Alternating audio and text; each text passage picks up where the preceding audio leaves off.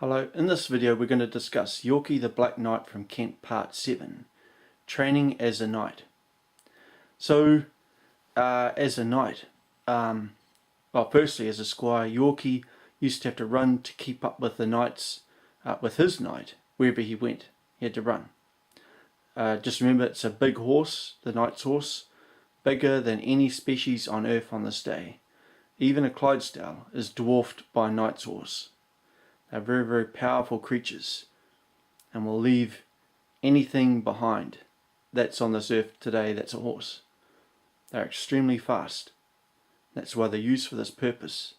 Clydesdales are unsuitable to be used as knights' horses. They're similar in species but different. So to train as a knight, Yorky used to run 6 kilometers in armour.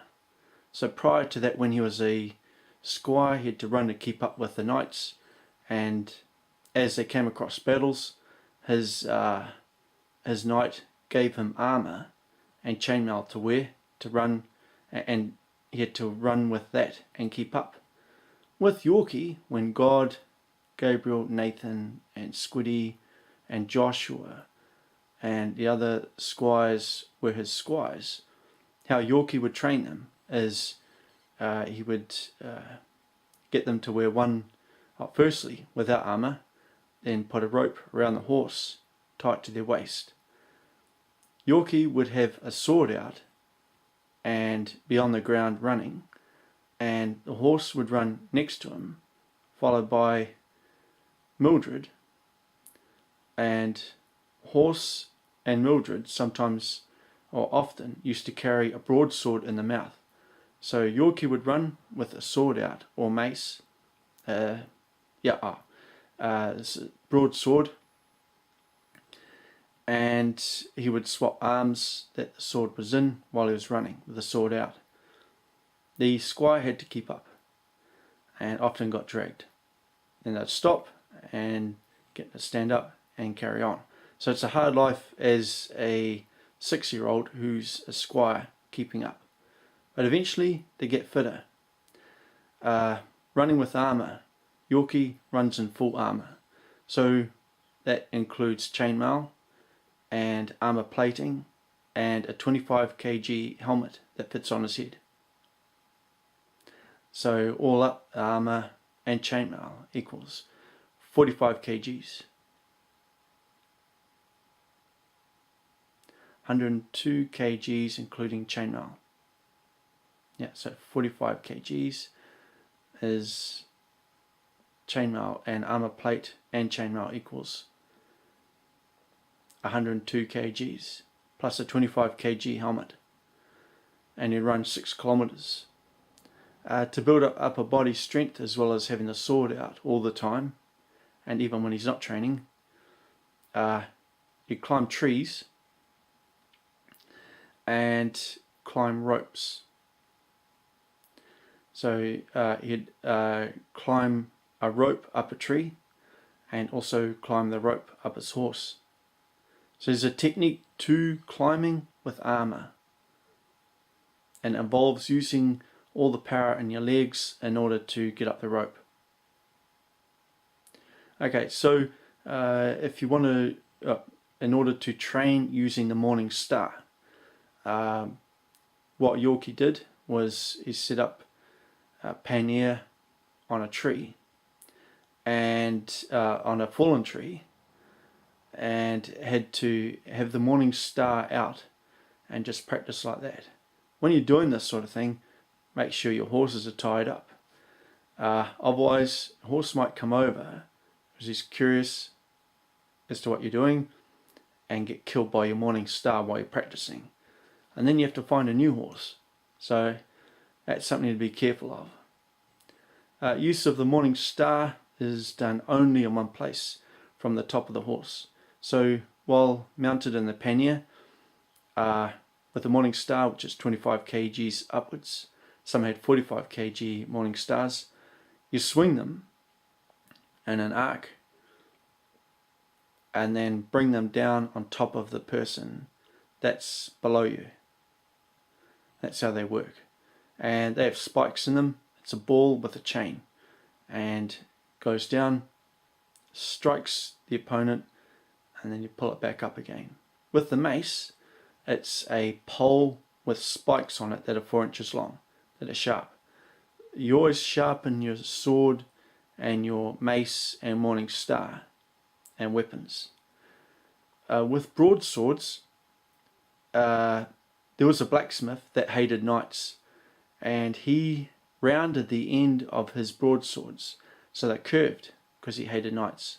With Yorky's broadswords, he folded the steel like you do with a katana using Toledo ore, and with the tips they're sharp and pointed. So that's the difference between Yorky's broadsword and some of the broadswords that were available back then. And the reason why it's pointed is so it can go through armor and through chainmail and kill whoever's on the other side of it.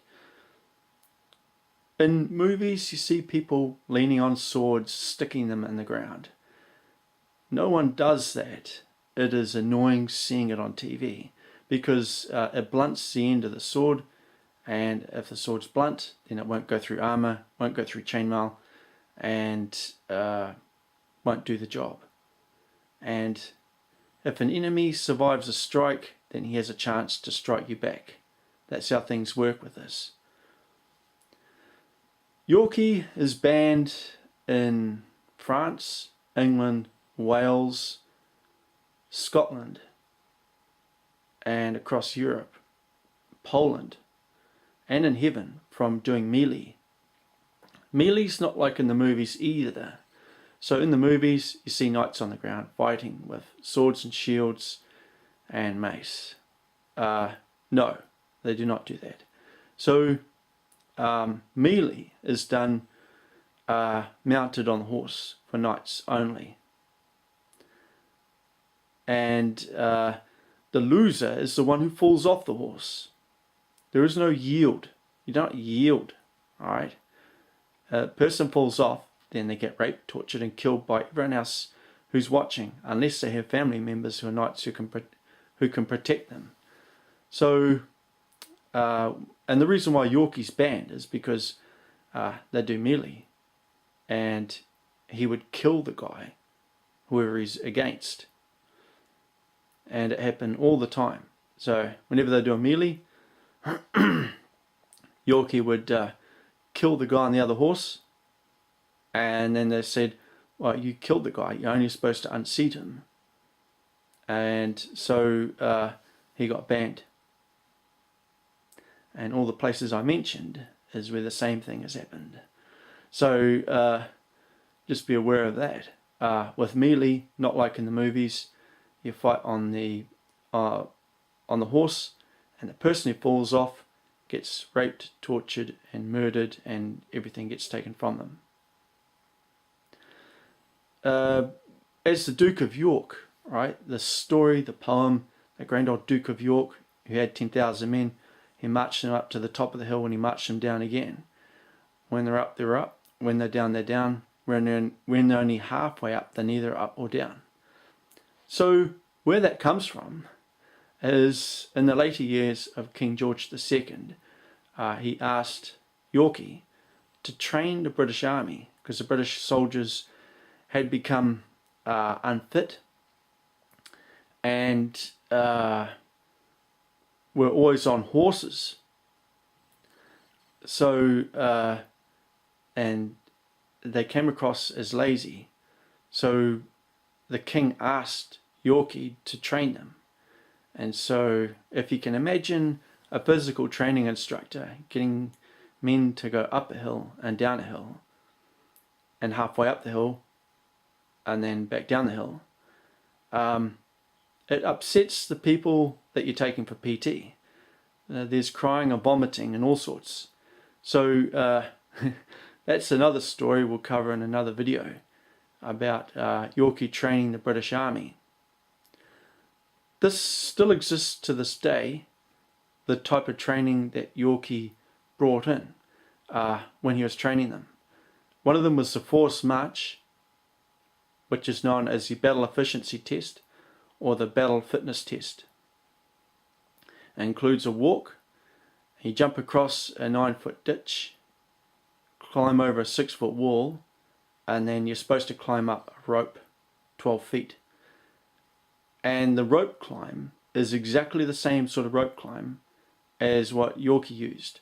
Now, with the rope climbs that Yorky taught was exclusively something that's used for taking castles and getting inside castles, using grappling hooks, climbing up castle walls and into castles, which Yorky had to do a few times to get rid of some people. So just to point out, melee, when it's done in heaven, uses a sports chassis where no harm comes to the participants at all. So melee is a violent sport, and if they should fall off their horse, and that's it. No harm comes to them if they fall off the horse.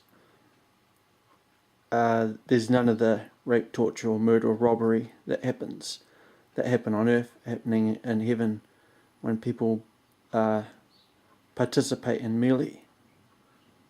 Yorky's not banned from melee in heaven, but he is very good at it. His way is kill them while they're on the horse rather than just knock them off. I'm the Archangel Daniel, and I'm from heaven.